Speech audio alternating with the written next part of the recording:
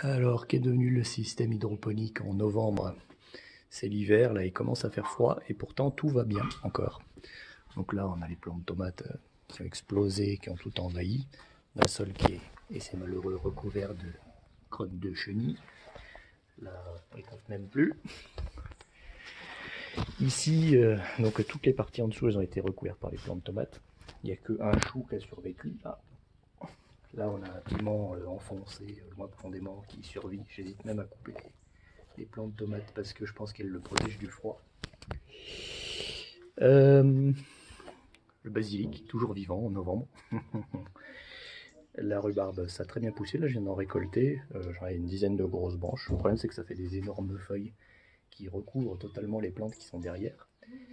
Le millepertuis, il est recouvert d'une espèce de petite pellicule de champignons blancs qu'on retrouve aussi sur la menthe des montagnes. Alors ça, c'est peut-être parce qu'elles ne sont pas adaptées au climat.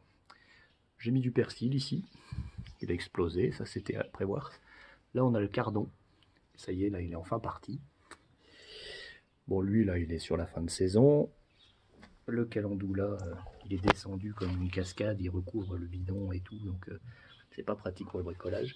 La bacopa, toujours vivante, ce qui est très rare à cette saison. Alors, comment j'ai fait pour que ça survive en hiver? C'est parce qu'il y a un chauffage dedans. Comme il y a un chauffage, le chauffage chauffe. Malheureusement, j'ai eu un problème avec le flotteur, le capteur de flottaison, là, en dessous. Il a dit que le bidon était vide, il s'est rempli 2 fois d'affilée, ce qui entraînait une espèce de mini-inondation où l'eau a coulé là jusqu'en bas. Rien de grave, c'était dehors, mais quand même, il va falloir que j'améliore ce système et que j'utilise un flotteur plus fiable ou plusieurs flotteurs qui seraient vérifiés successivement avant de décider. Moi, ce que je retiens, donc, c'est que chauffer l'eau, ça permet vraiment de maintenir les plantes plus longtemps en hiver. Ça, c'est la première chose. Et la deuxième chose, c'est que les tomates, si on ne taille pas régulièrement, on perd totalement le contrôle, ça recouvre toutes les autres plantes, etc. Donc là, il y a un effort à fournir aussi du côté des tomates. Donc voilà, donc là je vais tailler. Et je me dis que ça pourrait être intéressant de mettre un grillage métallique là sur toute la partie du fond. De façon après à attacher les plantes au grillage et à les tailler pour les maintenir collées. Parce qu'en fait, ça a tendance à retomber vers l'avant pour essayer de voler la lumière des plantes qui sont en dessous. Voilà, vous voyez comme ça. Ce serait mieux si ça était fixé, plaqué contre la plaque et que ça utilisait seulement la surface que j'ai prévue pour chacune de ces plantes. Donc là c'est le moment de tailler. Ce qui va pas du tout être facile. Je ne sais pas du tout ce que je dois couper et pas couper. De toute façon, les tomates, elles ne mûrissent plus en cette saison. Elles continuent à pousser. Les branches se forment.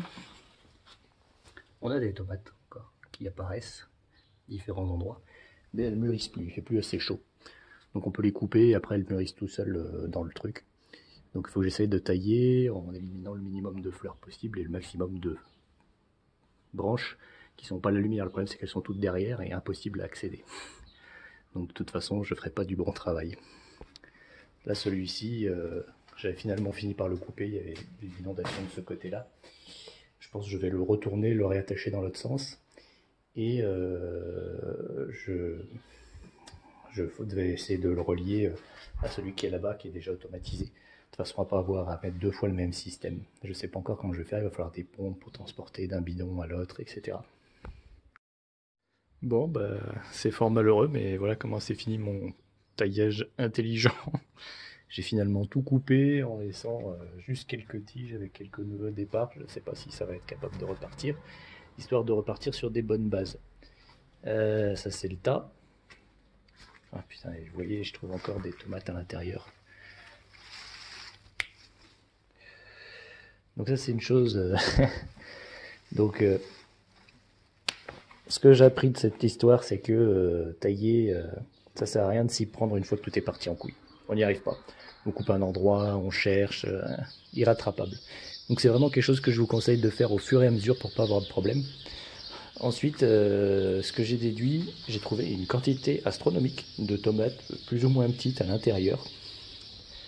Donc en fait, j'ai l'impression que si on le laisse partir dans tous les sens sans jamais le tailler, au bout d'un moment, il fait plein de petites tomates vertes de partout. Et on n'a plus les grosses tomates rouges, quoi. Donc, tailler, c'est indispensable visiblement avec les tomates. Contrôler. En tout cas, en hydroponique, ça semble indispensable. Sinon, après, on arrive vite à la catastrophe. En plus, j'avais tout entortillé avec des fils de fer, donc je vous raconte pas le démontage. Donc là, j'espère que ça va repartir, mais franchement, j'y crois pas, on est à la fin de la saison et tout. Et ce coup-ci, par contre, mettre un grillage et bien tout fixer, petit à petit, tailler au fur et à mesure, parce que sinon, après, tout est emmêlé, tout est enchevêtré. Les tomates sont cachées à l'intérieur du buisson, on ne les voit pas, il en fait plein des petites éparses partout, et ça devient ingérable, quoi. Ah, oui, on a plein des petites, encore là, qui traînent dedans, que j'ai sûrement pas dû voir, il doit y en avoir encore plein. Mais aucune rouge. Bon, après, ça, c'est la saison aussi qui veut ça. Je vous invite à observer ce plant de tomate, notamment ce qui se passe ici au niveau de la coupure de la tige, où on a une goutte qui se forme. Alors on la voit peut-être très peu, là on la voit mieux. Voilà. En fait, j'ai coupé les tiges, mais il y a encore des racines. Ce qui se passe, c'est que le plant de tomate, c'est une liane, et donc il y a des mécanismes biologiques qui poussent l'eau vers le haut. Et donc en fait, là, ce que vous voyez, c'est des gouttes qui se forment 100% du temps. C'est l'eau qui est montée par les racines de la tomate et les tiges, et qui, arrivée au bout, finit par tomber sous forme de gouttes. Voilà, ici. Et ici, il y en a moins maintenant. Ouais, on dirait qu'il a cicatrisé, même si on voit une goutte là, au niveau de la tige, qui a glissé, je pense, sur cette tige-là coupée. Donc il fait des gouttes tout le temps, et elles tombent, et il en a fait tellement, que, surtout au début, que ça finit par s'accumuler et mettre de l'eau. Ici aussi. Quoique ici j'ai des doutes, j'ai l'impression que ça a plutôt débordé à ce niveau-là. Quoique là c'est mouillé. Je me demande d'où vient cette eau, ouais, ça vient forcément d'ici.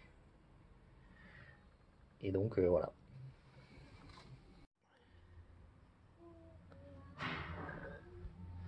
Bon, on comprend très bien que dans tout ce merdier, il faut attacher avec des colliers un peu tous les tuyaux, parce que sinon au bout d'un moment ils vont venir se mettre sur le flotteur. Le flotteur va rester coincé en position haute, et le bidon va croire qu'il est vide et il va se remplir une fois de trop, d'où les inondations.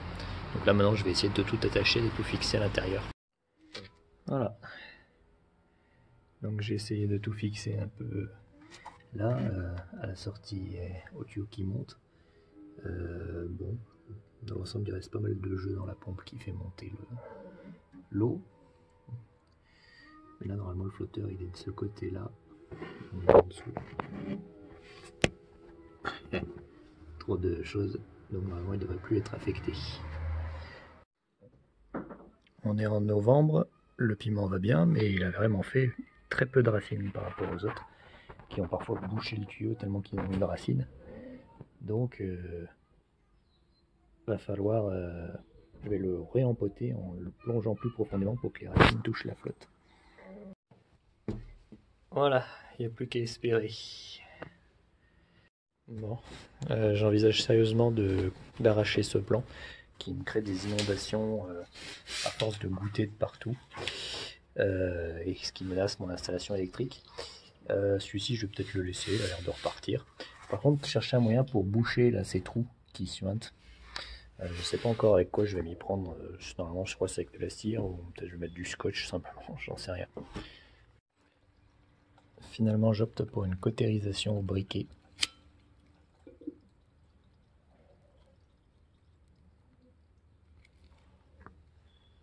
Bon, c'est pas si simple, hein. Ça crame pas vraiment. Il me faudrait quelque chose de plus puissant si je veux faire comme ça. Ce que je vais faire, c'est que je vais faire avec une bougie pour pas user mon briquet. Finalement, c'est stupide, j'y avais pas pensé, mais comme j'ai une bougie, autant mettre de la cire directement pour boucher. Et voilà, c'est pas le truc le plus propre que j'ai fait dans ma vie, mais bon, on verra bien ce que ça donne. Celui-ci, maintenant, je vais l'arracher, et je m'attends à ce qu'il y ait énormément de racines. Déjà, j'ai beau tirer comme un âne.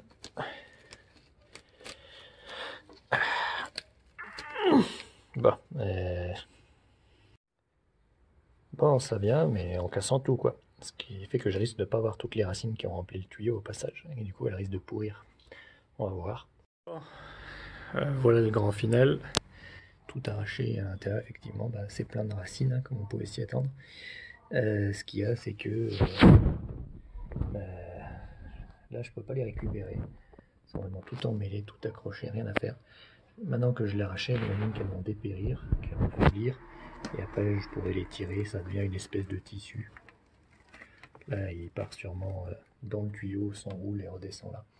Donc il va falloir être patient. On voit qu'il garde pas mal de flotte.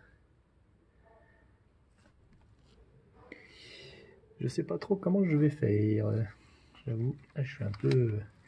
Puis il doit y avoir des 2 plants de tomates mélangés, celui-ci plus celui-là. Je vais attendre pour le moment. On verra plus tard.